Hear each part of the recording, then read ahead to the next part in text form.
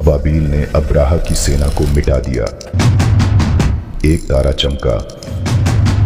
विद्वानों ने पहचान लिया संकेत। आग बुझ गई 1000 साल बाद। काबा के बुत गिर पड़े। मक्का से एक नूर उठा, उसका नाम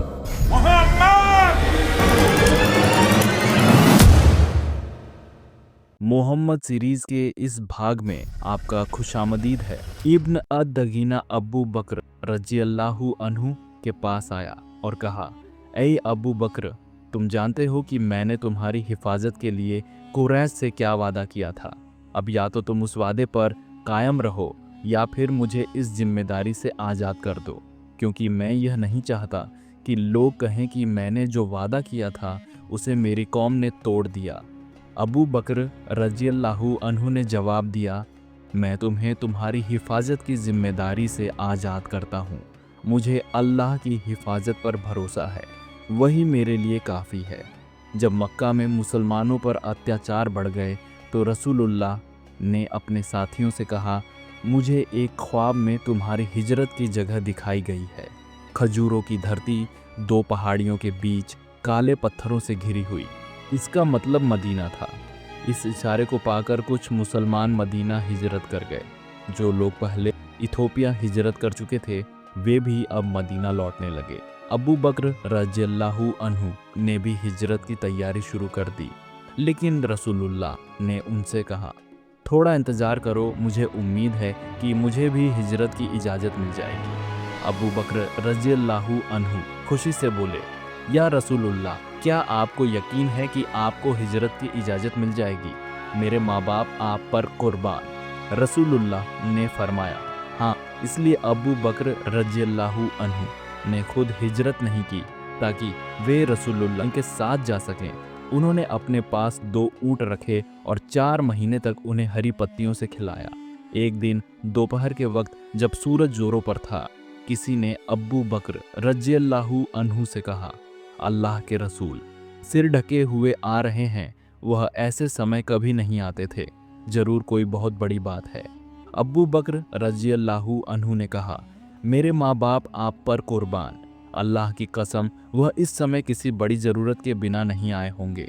रसूलुल्लाह घर में दाखिल हुए और फरमाया, सब बाहर चले जाएं। अबू बकर रज़ियल्लाहु अन्हु ने कहा, या रसूलुल्लाह, यहाँ सिर्फ आपका घर वाला परिवार है। तब रसूलुल्लाह ने कहा, मुझे हिजरत की इजाज़त मिल गई है। अबू बकर रज़ियल्लाहु अन्हु खुशी से बोल पड़े, या रसूलुल्लाह, क्या मैं भी आपके साथ चल सकता हूँ? मेरे माँ बाप आप पर कुर्बान। रसूलुल्लाह सलाम ने फरमाया, हाँ। अबू बकर रज़ियल्लाहु अन्हु बोले, या रसूलुल्लाह, ये मेरे 2 ऊँट हैं, इनमें से एक ऊँट आप ले लें। रसूलुल्लाह ने फरमाया, लेकिन मैं इसे कीमत देकर लूँगा। जब रसूलुल्लाह और हज़रत अबू बकर रज़ियल्लाहु अन्हु ने हिजरत का इरादा किया तो जल्दी से सामान बांधा गया। कुछ खाने का सामान एक चमड़े के थैले में रखा गया। अबू बकर रज़ियल्लाहु अन्हु की बेटी अस्मा रज़ियल्लाहु अन्हा ने अपनी कमर के पटके से एक टुकड़ा काटा और चमड़े के थैले का मुंह बांध दिया।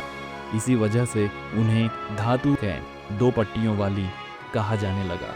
रसूलुल्लाह और अबू बकर रज़ियल्लाहु अन्हु मक्का से निकलकर पहाड़ की एक गुफा गार-ए सौर में 3 रातें ठहरे।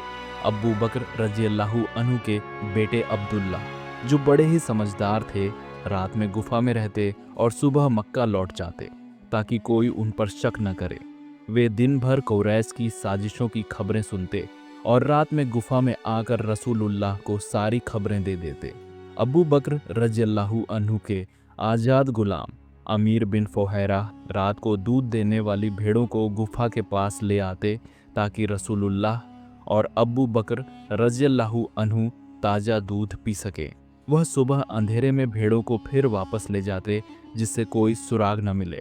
वे दूध गर्म करने के लिए उसमें गर्म पत्थर डालते थे। इस तरह 3 रातों तक रसूलुल्लाह और उनके साथी आराम से गुफा में रहे। अबू बकर रज़ियल्लाहु अन्हु ने एक कुशल रास्ता जानने वाले व्यक्ति गाइड को किराए पर लिया।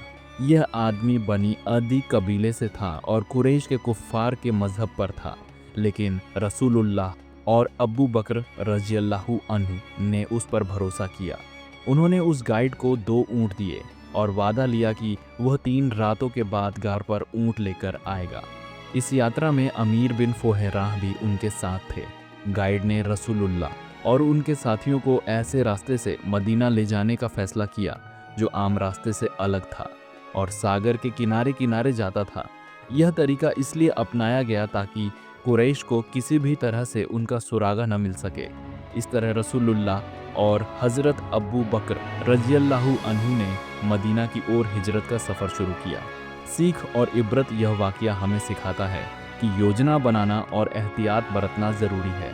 अल्लाह पर भरोसा करने के साथ साथ सही रणनीति भी अपनानी चाहिए। एक सच्चे दोस्त की तरह हज़रत अब्बू बकर रज़ियल्लाहु अन्हु हर कदम पर रसूलुल्लाह के साथ रहे। अस्मा बिन्त अब्बू बकर रज़ियल्लाहु अन्हा जैसी बहादुर महिलाओं ने भी इस्लाम की हिफाजत में अहम भूमिका निभाई।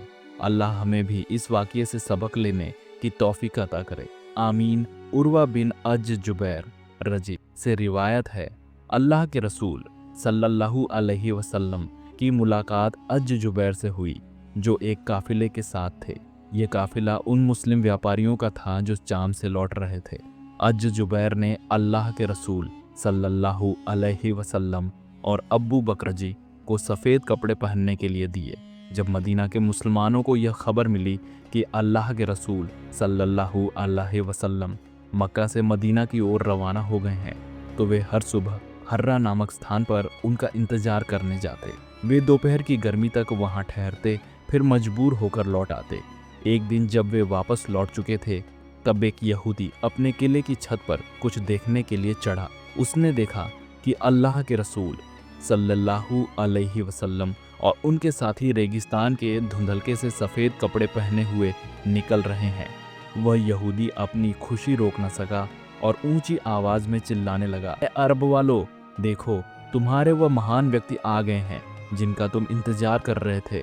यह सुनते ही सारे मुसलमान अपने हथियार उठाए और अल्लाह के रसूल सल्लल्लाहु अलैहि वसल्लम का स्वागत करने के लिए हर्रा की चोटी की ओर दौड़ पड़े। अल्लाह के रसूल सल्लल्लाहु अलैहि वसल्लम ने दाईं ओर रुख किया और बनी अम्र बिन औफ के मोहल्ले में ठहरे। यह घटना सोमवार रबीउल अव्वल के महीने की थी। अबू बकर रज़ीज़ खड़े होकर लोगों का स्वागत कर रहे थे जबकि अल्लाह के रसूल सल्लल्लाहु अलैहि वसल्लम चुपचाप बैठे रहे। कुछ अंसार जिन्होंने पहले अल्लाह के रसूल सल्लल्लाहु अलैहि वसल्लम को नहीं देखा था, वे अबू बकर रज़ीज़ को ही रसूल समझकर उन्हें सलाम करने लगे। लेकिन जब सूरज की धूप अल्लाह के रसूल सल्लल्लाहु अलैहि वसल्लम पर पड़ी और अबू बकर ने अपनी चादर से उन्हें छाया दी, तब जाकर लोगों को पहचान हुई कि यही अल्लाह के रसूल सल्लल्लाहु अलैहि वसल्लम है। अल्लाह के रसूल सल्लल्लाहु अलैहि वसल्लम बनी अम्र बिन औफ के पास 10 रातें ठहरे और वहाँ एक मस्जिद की नींव रखी जो तकवा परहेजगारी पर आधारित थी। यही मस्जिद बाद में मस्जिद ए कुबा के नाम से प्रसिद्ध हुई। अल्लाह के रसूल सल्लल्लाहु अलैहि वसल्लम ने उसमें नमाज अदा की और फिर अपनी ऊँटनी पर सवार हुए। लोग उनके साथ चलने लगे, यहाँ तक कि उनकी ऊँटनी उस स्थान पर बैठ गई जहाँ बाद में मदीना की मस्जिद ए नबवी बनी। उन दिनों कुछ मुसलमान वहाँ नमाज पढ़ा करते थे और वह स्थान सुहैल और सहल नामक अनाथ लड़कों का खजूर सुखाने का आंगन था जो असद बिन जुरारा की सरपरस्ती में थे। जब अल्लाह के रसूल सल्लल्लाहु अलैहि वसल्लम की ऊँटनी वहाँ बैठ गई तो आपने फरमाया, यह स्थान इंशाअल्लाह हमारा स्थायी ठिकाना होगा। फिर अल्लाह के रसूल सल्लल्लाहु अलैहि वसल्लम ने उन दोनों लड़कों को बुलाया और उनसे कहा कि इस आंगन की कीमत बताओ ताकि इसे मस्जिद बनाने के लिए ले लिया जाए। लेकिन दोनों लड़कों ने कहा, नहीं ए अल्लाह के रसूल, हम इसे आपको तोहफे के तौर पर देते हैं। तब अल्लाह के रसूल सल्लल्लाहु अलैहि वसल्लम ने वहाँ मस्जिद बनवाई। नबी सल्लल्लाहु अलैहि वसल्लम ने खुद इस मस्जिद के निर्माण के लिए कच्ची ईंटें उठानी शुरू की और इस दौरान आप यह कह रहे थे, यह बोझ खैबर के माल से बेहतर है क्योंकि यह अल्लाह की नज़रों में अधिक पवित्र और अधिक इनाम के काबिल है। आप सल्लल्लाहु अलैहि वसल्लम यह भी कह रहे थे, ए अल्लाह, असली इनाम तो आखिरत का इनाम है, इसलिए अंसार और मुहाजिरों पर अपनी रहमत नाजिल फरमा। इसके बाद नबी सल्लल्लाहु अलैहि वसल्लम ने एक मुस्लिम शायर की कविता पढ़ी जिसका नाम मुझे नहीं पता। इब्न शिहाब ने कहा, हदीसों में यह वर्णित नहीं है कि अल्लाह के रसूल सल्लल्लाहु अलैहि वसल्लम ने कभी कोई पूरा शेर पढ़ा हो सिवाय इसके। इस प्रकार हिजरत पूरी हुई, या जैसा कि यूरोपीय इतिहास में कहा जाता है, मुहम्मद सल्लल्लाहु अलैहि वसल्लम का पलायन, जिससे इस्लामी कैलेंडर की गणना शुरू होती है। जब पैगंबर मोहम्मद सल्लल्लाहु अलैहि वसल्लम और उनके साथियों ने यथरिब में बसने का फैसला किया तो इस शहर का नाम बदल दिया गया और इसे अल मदीना अल मुनव्वरा प्रकाशमान नगर कहा जाने लगा, जिसे संक्षेप में मदीना नगर कहा जाता है। यह शहर मक्का से लगभग 11 दिन की यात्रा की दूरी पर स्थित है। उस समय मदीना पर औस और खजरज नामक 2 कहतानी कबीलों का शासन था। हालांकि ये दोनों कबीले आपस में लगातार लड़ाई झगड़ों में उलझे रहते थे। यह स्थिति तब बदली जब पैगंबर सल्लल्लाहु अलैहि वसल्लम ने मक्का में अपने मिशन की घोषणा की। लंबे समय तक चले युद्धों के बाद इन कबीलों के बीच शांति का एक दौर आया। जब पैगंबर सल्लल्लाहु अलैहि वसल्लम मदीना पहुंचे तो औस और खजरज कबीलों ने अपनी पुरानी दुश्मनी को पूरी तरह भुला दिया और इस्लाम के सूत्र में बंध गए। मैं आप सभी से एक बहुत ज़रूरी बात शेयर करना चाहता हूँ। सबसे पहले मैं आपको यह बता दूं कि मैं एक हिंदू जानकार ज़्यादा हूँ, लेकिन इस्लाम से मेरा गहरा लगाव है। इसी वजह से मुझे इस्लामिक विषयों पर रिसर्च करके वीडियो बनाना अच्छा लगता है। जब मैंने इस्लाम के बारे में पढ़ना और समझना शुरू किया तो मुझे एहसास हुआ कि यह एक बहुत ही खूबसूरत और सच्चा मजहब है। इस्लाम केवल एक धर्म नहीं, बल्कि पूरी ज़िंदगी को सही तरीके से जीने का तरीका सिखाता है। इसमें इंसानियत, प्रेम, भाईचारा और अल्लाह की रहमत से भरपूर ज्ञान है। मैं जो भी बातें आप तक पहुंचाता हूं, वह बिना किसी आधार के नहीं होती। मैं हर विषय पर पूरी रिसर्च करता हूं, किताबें पढ़ता हूं, इस्लामिक स्कॉलर्स की बातें सुनता हूं और तब जाकर आपके सामने पेश करता हूं।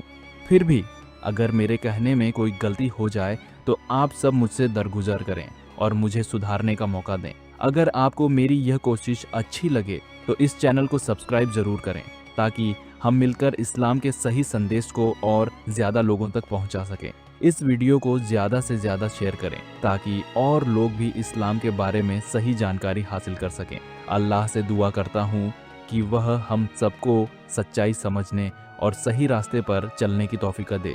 आप सभी का बहुत बहुत शुक्रिया।